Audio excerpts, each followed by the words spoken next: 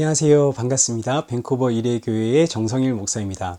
오늘은 하이델베르그 제13번째 주일, 우리들도 하나님의 자녀인데 왜 예수님만 외아들이라 불리웁니까? 여기에 대해서 간략하게 살펴보겠습니다.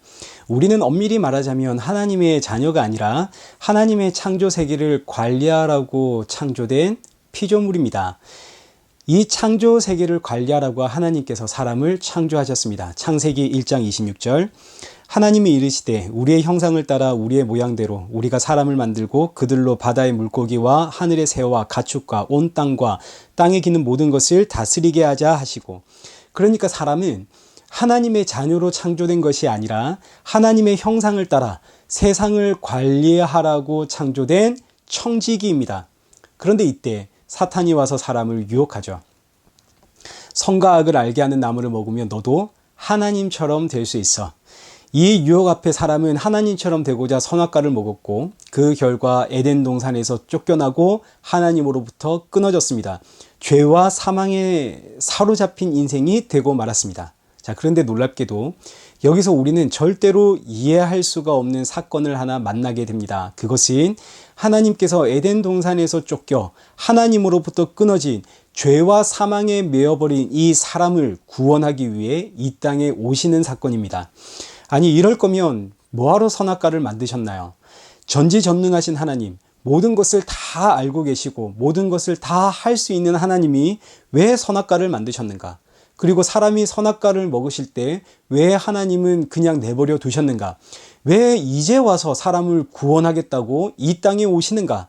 우리의 이성과 논리로는 도무지 이해할 수가 없는, 답할 수가 없는 사건입니다. 그러나 성경에는 그 답이 명확하게 제시되어 있는데, 그 이유는 이것이 바로 천지창조의 목적이기 때문입니다. 천지창조의 목적은 십자가에 달려 죽으신 하나님의 독생자 외아들 예수 그리스도의 구원의 영광을 위하여 이 천지가 창조되었다입니다. 그러니까 하나님의 천지창조는 십자가에서 완성이 되는 사건입니다. 그 십자가에서 받으시는 예수 그리스도의 영광을 위하여 천지가 창조되었기 때문에 사람은 선악과를 먹고 에덴 동산에서 쫓겨나야 하는 것이고, 하나님의 외아들은, 그 예수 그리스도는 사람을 구원하기 위해 이 땅에 오셔야 하는 거죠.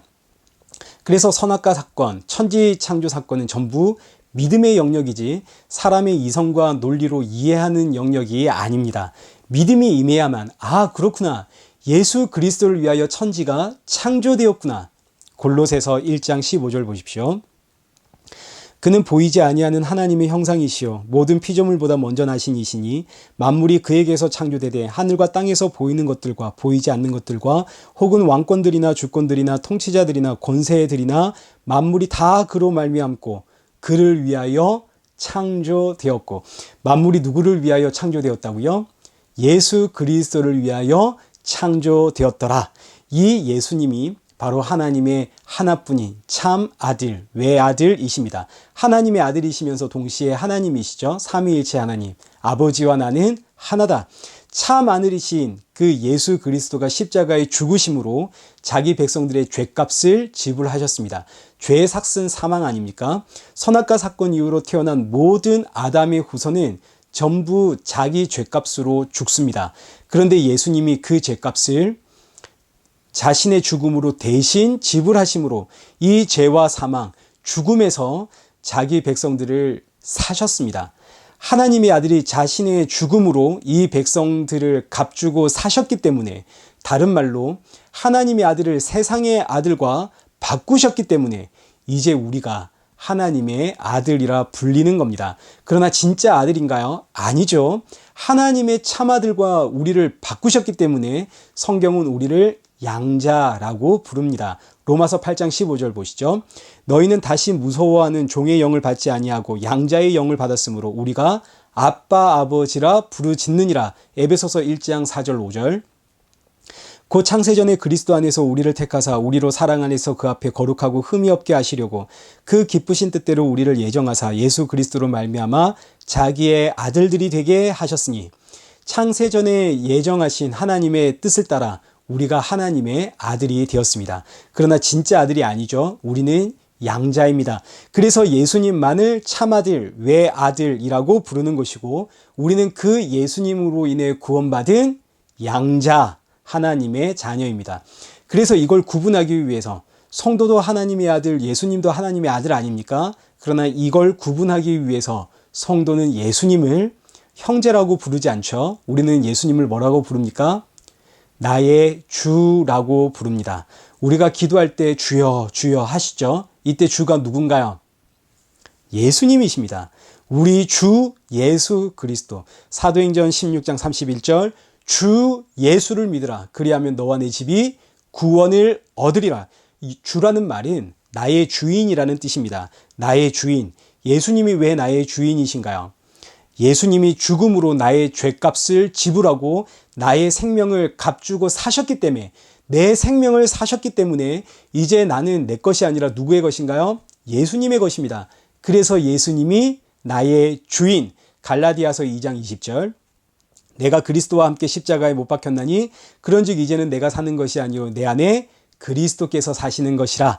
이제 내가 육체 가운데 사는 것은 나를 사랑하사 나를 위하여 자기 자신을 버리신 하나님의 아들을 믿는 믿음 안에서 사는 것이니라. 그래서 우리가 기도할 때 주여 주여 하는 이유는 오늘도 나는 예수님을 위해 살아야 되는데 예수님이 나의 주인인데 오늘도 나는 내가 나의 주인이 되어서 살아가고 있으니까 주여 주여.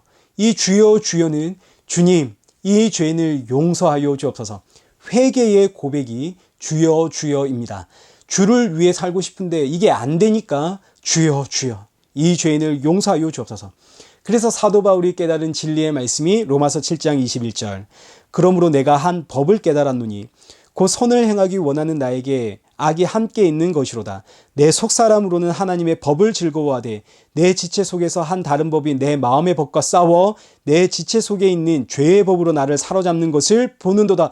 오라 나는 공고한 사람이로다. 이 사망의 몸에서 누가 나를 건져내랴? 우리 주 예수 그리스도로 말미암아 하나님께 감사하리로다. 그런즉 내 자신이 마음으로는 하나님의 법을 육신으로는 죄의 법을 섬기노라. 이 말씀은 쉽게 나는 주 예수 그리스도를 위해 살고 싶은데 그렇게 안 되더라는 이야기입니다.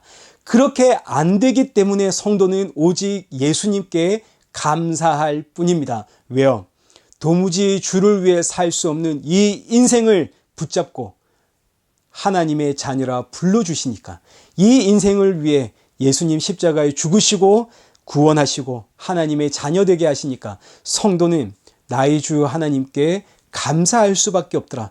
감사 찬양 외에는 할 말이 없더라. 그래서 주를 묵상하면 묵상할수록 성도는 그저 감사할 뿐입니다.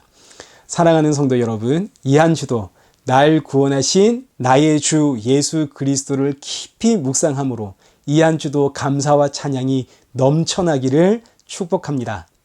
다음 주에는 하이델베르그 제14번째 주일 문답으로 여러분을 찾아뵙겠습니다. 건강하십시오.